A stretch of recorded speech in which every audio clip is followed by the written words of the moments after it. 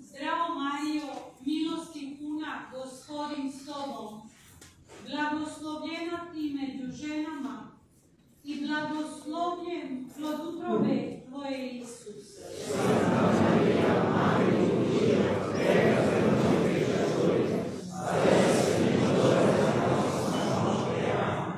Slava Otcu i Sinu i Duhu Svetom.